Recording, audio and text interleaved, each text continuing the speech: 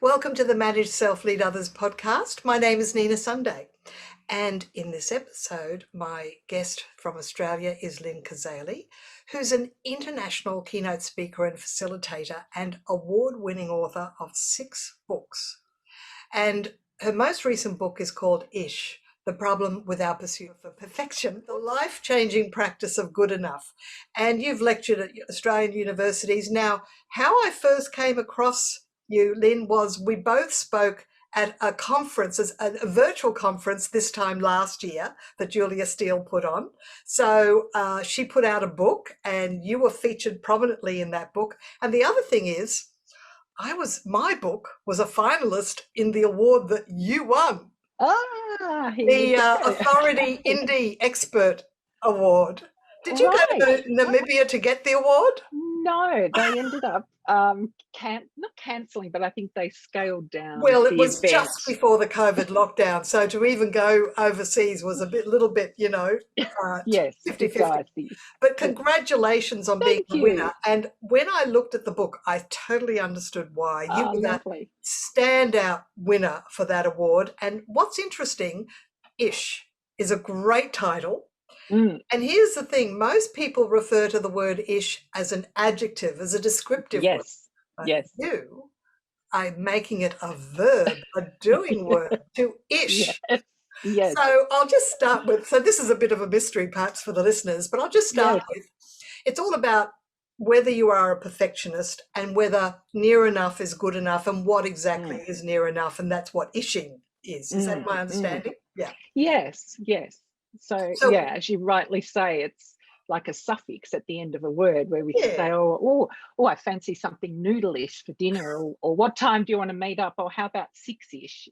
So we have this flexibility or a tolerance for imperfection around some things like time, although some sticklers for time probably wouldn't agree with that. Right. But we also have an interest around things that are somewhat, to some extent. That's the meaning of ish, to be somewhat or to some extent.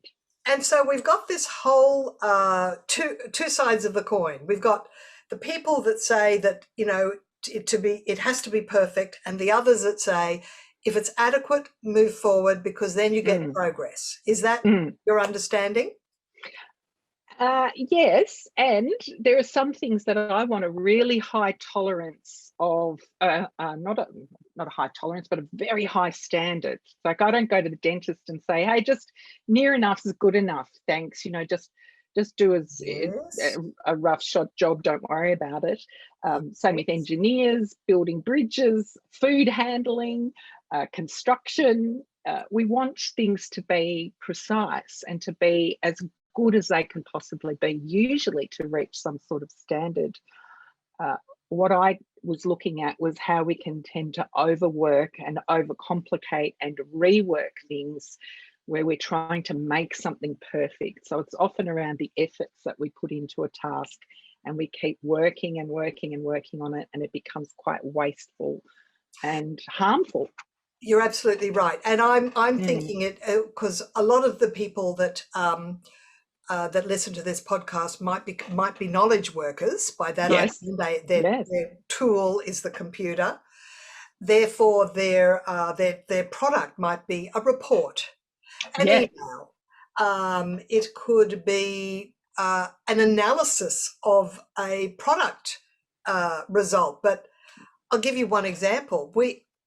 Going back at least a decade, when we put out some training DVDs and put them in bookstores, we got the person as they finished up to do an analysis of the profitability of that project, and I thought it'd take a day, and I kept saying, "Oh, how's that report going?" "Oh no, I'm still doing it.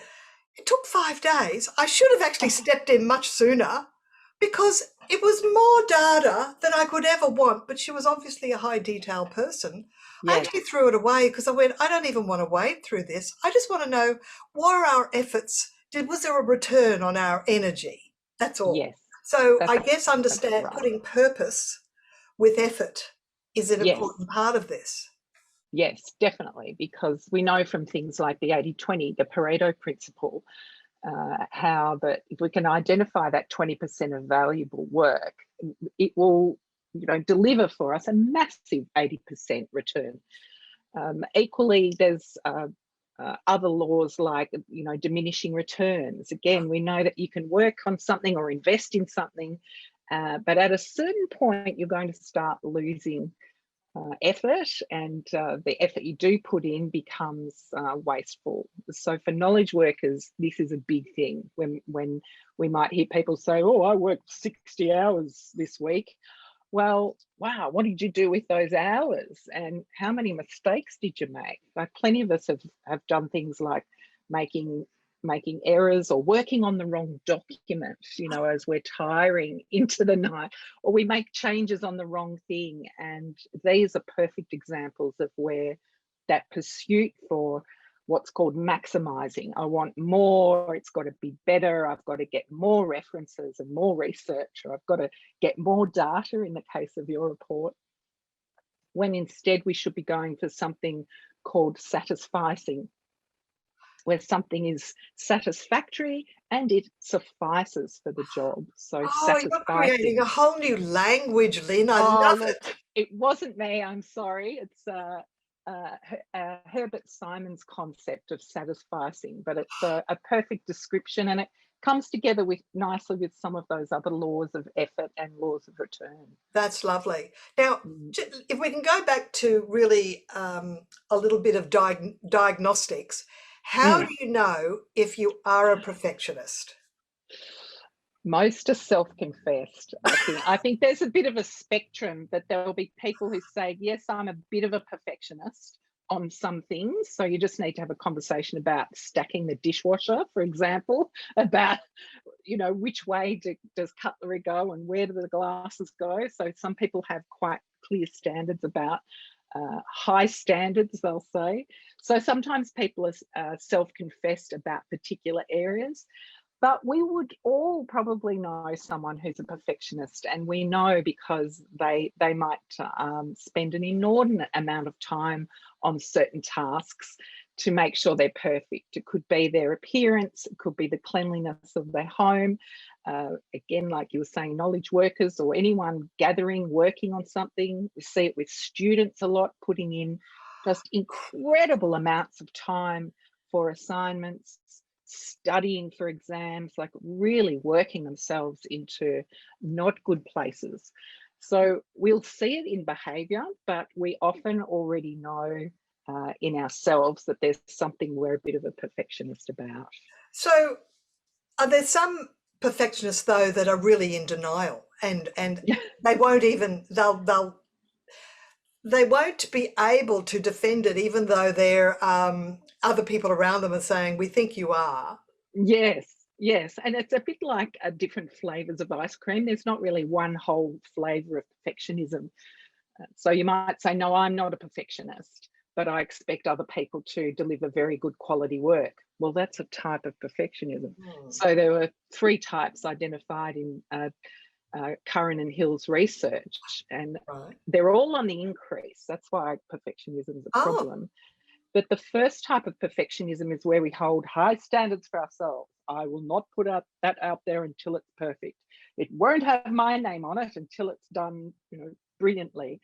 So that's on the rise, but not as much as the second type of perfectionism, which is this socially prescribed perfectionism, where we believe, wrongly perhaps, we perceive that society expects a high standard from us. And this is the one that's on the increase. I think we see it with people starting businesses, in new jobs, publishers, people writing books, people putting a blog out. Oh, I can't put it out there yet because it wouldn't be accepted, or it's not good enough to meet a particular standard. So that's the second type. And then finally, the third type, not on the rise so much, but it has, it is where we put high standards on others.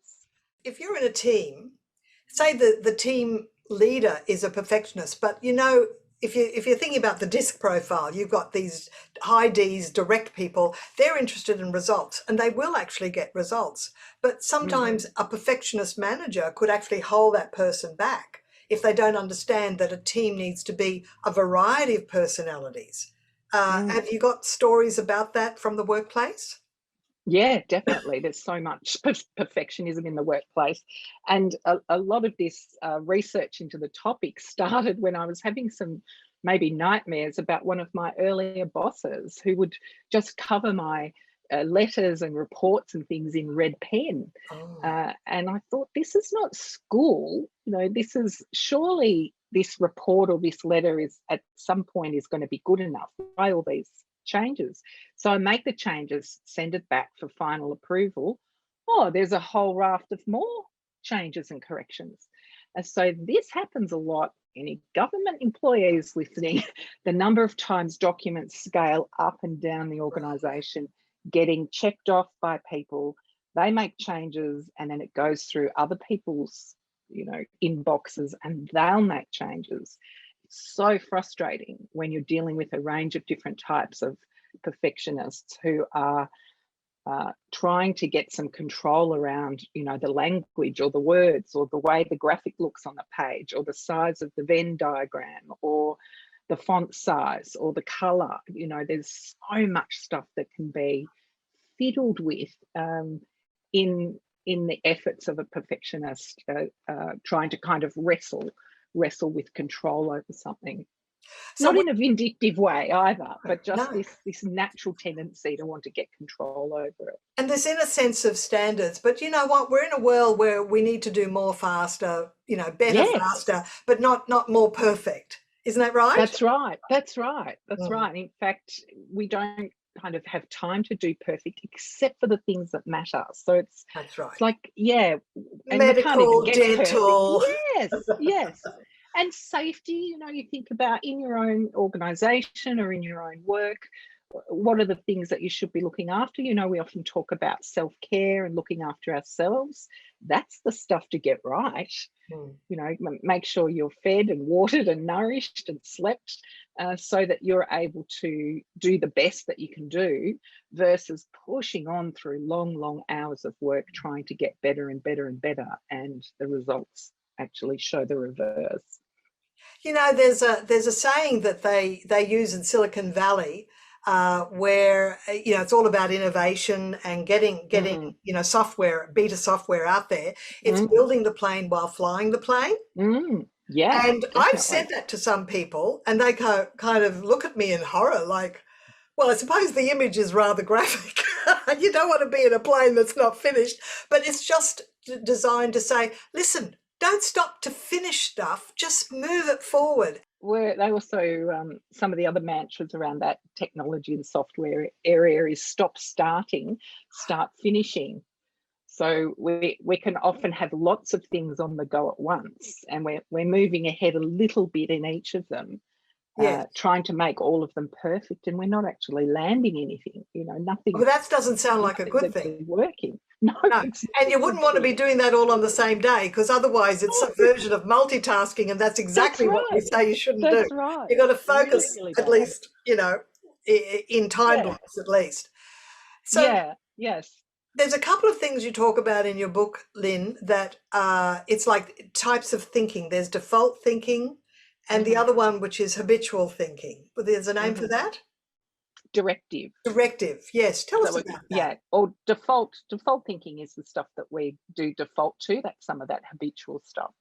That we can have these patterns quite well wired into what we do. So that's where we might not realize that we're doing something that's not a better way, that there is a better way. So part of working with ish is getting people to have a go at it, is to say, when I'm working with various clients, we'll say, well, let's say if you're writing a blog, and I say, no, it's not finished yet. But I said, let's press publish anyway, and then we'll cycle back around to it and make some changes to it later. Oh, I can't do that. I can't do that. That's not how I work. That's not the Oh, way I work. And go, here's your default network, you know, your usual way of solving things. So instead we say go with more of a directive approach with your brain and say, hey, all I'm doing is putting this first version out there. It's not going to rock the world. It's okay. I'm safe. And I'm going to put it out there, and then I will make some changes to it.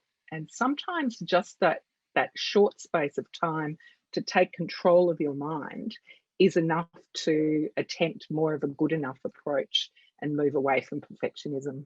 And it sounds to me, Lynne, like when people say to themselves, that's not how I work, it's kind of not, the language is kind of fairly fixed. They could have say, well, I haven't ever worked like that before. Or, you know, that's kind of more open, more forward thinking, more growth oriented. So do you find that's right. And people talk about fixed and growth mindset. Do you think there's an element of that? Definitely. Particularly if you feel like, yeah, I'm doing all right. I'm doing all right with my perfectionism. I have high standards to adhere to. Everything's okay. But if we have a look further, you know, if we have a bit more of a dig into that topic, we might find, no, actually we're exhausted, we're not sleeping well, there's a bunch of things that are undone on our to-do list. And I believe one of the quickest ways to get a few more things done is to launch them, you know, is to say that's good enough. No one's really going to notice. I'm the one that's noticing, but most people don't notice. And this is called the spotlight effect, where that bias, where we think that people are paying more attention to us than they actually are. And I tell you, when I learned about that one, my world changed. I thought, I've been worrying so much about all of these things, and now I know the spotlight effect is in play. Everybody else is worrying about their stuff. They're not going to notice my stuff as much. So yeah, I'm happy to say, yes, my books have errors in them. Yes, there are mistakes here, there, and everywhere. But you know what? It's out there. I'm moving it forward. Exactly. I'm iterating. You've got 6 books published. I'm impressed. That's really incredible. That's great. And you've got a new one coming up. It's called, let me just see the title, it's about to do with the brain and neuroscience and not overthinking. Tell us about your new book. Yes, it's called, you know that feeling where you talk like a pirate. When you have that sense of being overwhelmed. So it's where I say we've got too much information, not enough brain. So it's looking at 3 aspects of overwhelm. The first is the emotional overwhelm we experience when too much is going on. The second aspect is when we have too much workload going on and how to redesign our work. And the third aspect is in regards to information, when we have information overload. So what I'm doing is bringing together those 3 aspects. How do we kind of redefine overwhelm? How do we redesign our work? And how can we redirect our attention when we are, you know, distracted by so many of the things that we can be distracted by? That book is sorely needed, and I'll give you my angle on it. I was actually just reading today an article about, you know, the sedentary effect and people are sitting for too long. And I discovered this years ago, and so I make sure I get up and have micro breaks frequently because I'm getting the blood pumping, which sends glucose and oxygen to my brain. But I find that people that go, oh, I've got too much to do, they're suffering this overwhelm. I might say, how long have you been sitting at this desk without a break? And they might say, oh, about 2 hours. I said, that's the problem. Your brain can't think when you've been sitting for 2 hours because you've actually drained all the energy and the light from the brain. That's right. You need to get moving. So so a few different things kick in there. We get our sponge gets full with information and we can't process anymore. So it's called cognitive overload. And it's like how we feel Zoom fatigue at the end of the day, back-to-back meetings. It's because we're not emptying our truck. So says Seth Godin, he calls that, you can't load up a truck with more gravel if your brain's already full, if your truck's already full. So Absolutely. it's a great metaphor of at what points during the day are you unloading your truck so you can deal with the next onslaught. And it's so you can remember it, because having studied a little bit of neuroscience myself, and I've done a book on how to study for students, I recommend that after 50 minutes, after inputting information, they actually go and spend 10 minutes maybe shooting a basketball through a hoop, or ride a bicycle, or do something physical but non-informational. So their brain can actually take that information and store it somewhere, and they're ready for the next load of new information. And it's the same at work. If managers are sharing information that they want people to remember and action on, well, they need time between meetings to process it, for the brain to actually relax the next thing. So probably, would you agree that most meetings should at least be no more than 45 minutes and maybe aim for 30? So, and then you've got that extra time in between the hour? Or I'd go further and recommend 25-minute meetings. And my colleague Donna McGeorge wrote a fantastic book called The 25-Minute Meeting.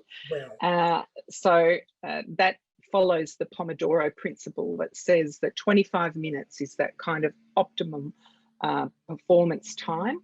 And so she suggests that organisations change their default meetings from probably an hour, like every default meeting in your calendar is probably set to an hour.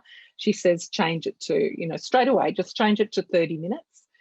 And her book guides you through how to have those, really efficient meetings. So totally agree with the Pomodoro technique. And that's how I've written books. People go, oh, how do you write so many books? Pomodoro technique. Focus, so pressure, and then release the pressure. Pressure, and then release the pressure. That's right. And Pomodoro, if people are wondering, it's Italian for tomato, and it's based on the fact that the person that coined it used to have a red tomato shaped timer. Yes, and it would only go for 25 minutes. So, and I recommend it too, because I've used it as well from time to time. So especially for tasks I don't really feel like doing, I just do 25 minutes of it. It's over before you know. It's done. Yes. Sometimes I'll do even less for tasks I don't like. Right. Well, 5 minutes will do. That's right. That's right. Well, thank you, Lynne, for sharing your wisdom. Links to the books will be on the show notes. And truly enlightening to realize that sometimes we are our own worst enemy. And that we can learn to do things faster, quicker, and easier. Thanks for showing. Don't worry. I have to read my book often, right? So we're recovering perfectionists. I'm a recovering perfectionist. Recovering. I confess up. All right. Thanks so much. So, thank you, Nina.